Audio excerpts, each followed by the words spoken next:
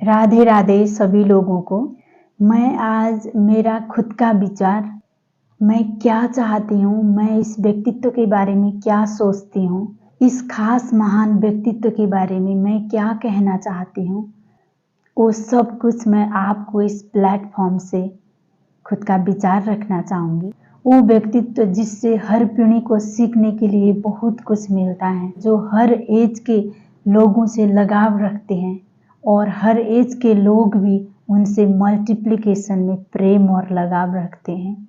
और खास करके वो व्यक्ति जो राष्ट्र की समृद्धि के लिए हर देश की मातृभूमि, उन जैसा राष्ट्र प्रेमी, देशभक्त और अपने देश को अपना परिवार घर मानकर अपनी जिंदगी की एक एक सेकंड को देश के हित के लिए अर्पण करने वाला बेटा चाहेंगे। हर राष्ट्र की मातृभूमि यही चाहेगी कि उन जैसा देशभक्त, देश प्रेमी और देश को सबसे पहले रखने वाला एक बेटा हो। और उन खास शख्स का नाम है श्री नरेंद्र मोदी जी। मैं नेपाल से हूँ, पर मैं नरेंद्र मोदी जी को बहुत फॉलो करती हूँ। उनकी विचारों को, उनकी सोच को, पब्लिक पर प्रति उनका प्रेम, देश प्रति उनकी प्रेम, हर चीज़ को मैं देखती हूँ, फॉलो करती हूँ। जिनसे एक गरीब से भी गरीब की और विश्व के सबसे महान सक्सेसफुल लीडर तक की सोच और कहानी मिलती जुलती है, क्योंकि उनका सफ़र एक गरीब परिवार से शुरू हुआ था। तो चलिए जानते हैं श्री नरेंद्र मोदी जी की गरीबी से लेकर की one of the successful leader बनने तक की कहानी। उनकी कहानी शुरू होती है एक गरीब परिवार से निकलकर चाय वाला बनने से। बचपन से उनके हृदय में देशभक्ति इतनी ज़्यादा और कूट कूट कर भरी थी कि जब वो स्कूल में पढ़ते भी थे बालक अवस्था में, तो वो भाषण में एकदम दृढ़ और बहुत रुचि रखने वाले थे। भाषण के द्वारा खुद का पक्ष करप्शन के प्रति, भ्रष्टाचार के प्रति अपना एक स्ट्रॉन्ग विचार रखते थे, क्योंकि उनको कल जाकर देश का भार जो संभालना था वो तो उनको भी नहीं पता था, पर उनने जो कुछ भी किया अपनी जर्नी में सिर्फ और सिर्फ देशभक्ति की भावना रख कर की। उनके मन में देश प्रति की सच्ची भक्ति इतनी बढ़ गई कि उन्होंने कल जाकर उनकी देशभक्ति में कोई चीज़ बाधा बनने ना पाए, इस चीज़ को लेकर उन्होंने सिंगल रहना प्रेफर किया। खुद को मैरिज से उनने खुद को स्टेप बैक किया और उन्होंने खुद को सिंगल रखा, ताकि कल जाकर मेरा परिवार, मेरी वाइफ, मेरे बच्चे, बीवी मेरी राष्ट्रभक्ति और मेरे राष्ट्र विकास पथ के बाधक ना बन पाए। बाधक इसलिए कि कल जाकर मैंने उनको ज़्यादा टाइम देना पड़ा और मैंने किसी करप्शन के मुद्दे में बोलना पड़ा तो मेरी आवाज़ न डगमगाए, इसलिए उन्होंने सिंगल रहकर देश की सेवा करना ज़्यादा उचित और महत्वपूर्ण ठाना, ताकि वो खुद को हर एक मुद्दों पर, करप्शन से लेकर हर एक मुद्दों पर खुद को स्पष्ट और स्ट्रांग रख पाए। जब चीन और भारत के बीच युद्ध हुआ था, तब मोदी जी रेलवे स्टेशन पे चाय बेचते थे। स्टेशन पर जवानों से भरी ट्रेनों में खुद चाय लेकर जवानों को चाय से मदद करते थे, चाय दिलाते थे। जब 1965 में जाकर इंडिया और पाकिस्तान के बीच भी लड़ाई हुई, उस वक्त भी उन्होंने देश की जवानों को और देश को अपनी तरफ से जितना भी सपोर्ट कर सकते थे और उतना ज़्यादा हेल्प किया। देश की जवानों को खुद सेवा की थी उन्होंने उस वक्त भी। फिर जाकर 1971 में नरेंद्र मोदी जी आरएसएस के प्रचारक बने। आरएसएस एक संस्था के प्रचारक बने। उन्होंने खुद को इसमें कम्प्लीटली इन्वॉल्व कर लिया। अपना सारा समय उन्होंने आरएसएस की ग्रोथ में लगा दिया। वो जो भी काम करते थे सच्चे मन से, हृदय से, खुद को समर्पित करके करते थे, क्योंकि उन्होंने अपने पीछे कुछ छोड़ा ही नहीं था जिसके बारे में वो सोचे, चिंता करे। उन्होंने तो अपना विवाह भी त्याग दिया था देशभक्ति के लिए। आरएसएस में प्रचारक होकर श्री नरेंद्र मोदी जी ने गुजरात के हर एक लोगों तक पहुंचकर एक प्रचारक के रूप से वहाँ की गरीबी को एकदम ग्रास रूट लेवल तक जाकर समझा, अध्ययन किया, वहाँ की समस्याओं को समझने की कोशिश की, वहाँ के भिन्न भिन्न स्थानों के पब्लिक से अपने आप को इंटरेक्ट किया और बाद में जाकर बीजेपी के आधार स्तंभ को भी उन्होंने काफ़ी ज़्यादा सपोर्ट किया और बीजेपी के आधार स्तंभों को खड़ा करने में उनका महत्वपूर्ण योगदान था। 1975 में जाकर नरेंद्र मोदी जी जिस आरएसएस के प्रचारक थे वो संस्था बंद हो गया। तो बंद होने के बाद भी उन्होंने खुद को नहीं रोका।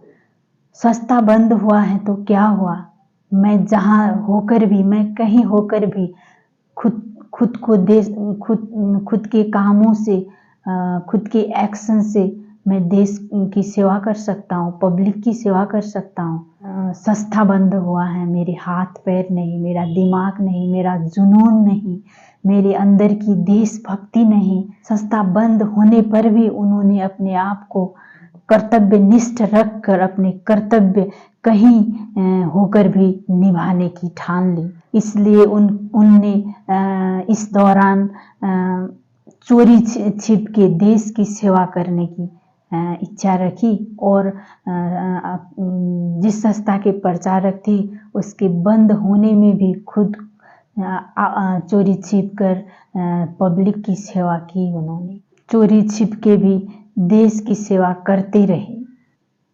जब भी, जहाँ भी, जैसे भी अवस्था में वो सत्य को सपोर्ट करते और असत्य, गलत विचार, गलत नीतियों को जमकर उनका विरोध करते। गलत विचारों को और गलत नीतियों का उनने हमेशा विरोध किया है। इसी दौरान मोदी जी ने एक किताब भी लिखी जब वो गुजरात में कार्यरत थे। इस किताब का नाम था संघर्ष मां गुजरात। इस किताब में उन्होंने गुजरात की संपूर्ण राजनीति के बारे में लिखा है और खुद को वहाँ होकर वहाँ की राजनीति के बारे में वर्णन किया है। और इसी दौरान उन्होंने राजनीति में पीजी की डिग्री भी हासिल की थी। आरएसएस में उनके कामों को देखकर, काम प्रति उनका लगाव देखकर, उनकी सफलता देखकर, उनका जुनून देखकर बाद में उनको बीजेपी में नियुक्त दी गई, भारतीय जनता पार्टी में नियुक्ति दी गई। उनके काम, मेहनत, सफलता और लगनशीलता को देखकर गुजराती जनता ने उनको 4 बार गुजरात राज्य का सीएम बनाया।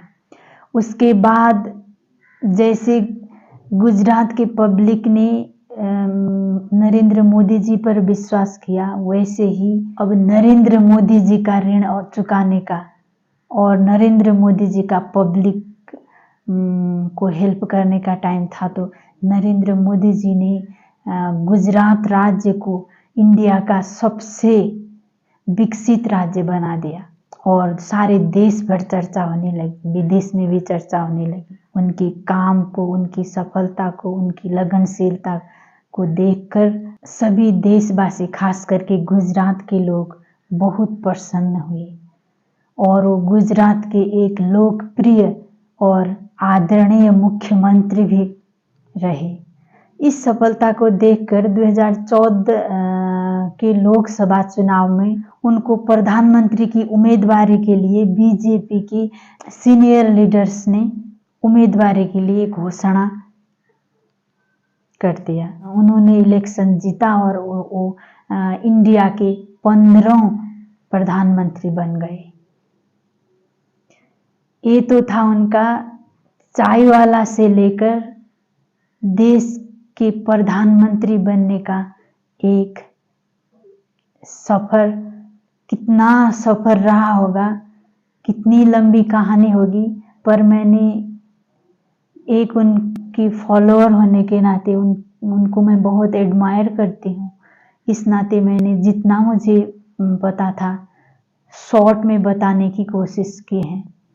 ये तो थी उनकी चाय वाले से प्रधानमंत्री बनने तक की कहानी। पर एक सामान्य गरीब से गरीब परिवार के बच्चे को कुछ भी नहीं पता था क्या करना क्या नहीं करना, कल जाकर क्या होगा, कल जाकर मैं क्या बनूंगा, कुछ भी नहीं पता था। उनको यहाँ तक पहुंचाने में,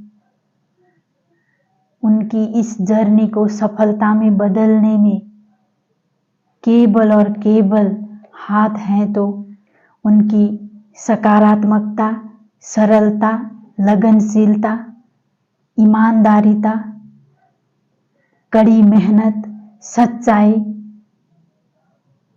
और खास करके जन्म देने वाली माँ और भारत माँ की आशीर्वाद का। तो आज उनकी ये प्रेरणादायी कहानी को सुनकर हर गरीब से गरीब चाय वाला या कोई भी हो, किसी भी परिवार से हो, कितना भी गरीब क्यों न हो, वो खुद को प्रधानमंत्री बनने तक का सफर और सपना देखता है और उस सपने को साकार करने की खुद में हिम्मत रखता है। वरना गरीबों को तो सिर्फ सपने ही देखना नसीब है, उनको साकार करने के लिए तो उनके पास कुछ भी नहीं, एक हिम्मत भी नहीं होती थी। तो आज नरेंद्र मोदी जी के कारण हिम्मत ही नहीं, हिम्मत देने वाला और हिम्मत की जर्नी में साथ देने वाला दोनों नरेंद्र मोदी जी खुद बन गए हैं। तो भारत की किसी भी गरीब से गरीब इंसान को आज कुछ भी बनने की अपने अंदर एक हिम्मत आती है। धन्य है भारत की भूमि, धन्य है भारत माँ, जिन्होंने नरेंद्र मोदी जी जैसा बेटा जन्माया है सालों साल बाद, जिन्होंने नरेंद्र मोदी जी जैसा देशभक्त, देश प्रेमी, राष्ट्र सेवक, खुद को राष्ट्र के लिए समर्पण करने वाला, सबसे ऊपर राष्ट्र, खुद से भी ऊपर राष्ट्र को रखने वाला और उस देश में जन्मे हुए हर लोग को राष्ट्र क्या है उसकी परिभाषा अपने इतिहास से दिखाने वाला व्यक्ति जो मिला है। धन्य है भारत माँ, धन्य है भारत की भूमि, जिसने मोदी जी जैसा बेटा जन्माया और भारत की रूपरेखा को बदल दिया। मोदी जी के बारे में कितने लोग हैं जो मुझसे सहमत करेंगे और कितने लोग हैं जो भारतीय होकर मोदी जी को प्रधानमंत्री के रूप में पाकर खुद को इतना गर्व महसूस करते होंगे, और वो कितने लोग हैं जो मेरी बातों से सहमति जनाते हैं और नहीं भी जनाते हैं। तो सभी को मैं ये कहना चाहूँगी, अगर मेरा ये वीडियो अच्छा लगा हो तो मोदी जी तक और इंडियन मीडिया तक पहुंचा दीजिएगा और मेरे इस वीडियो को सब्सक्राइब, लाइक, शेयर, सपोर्ट करके मेरी फैमिली का हिस्सा बनेगा। Thank you so much and I love you all.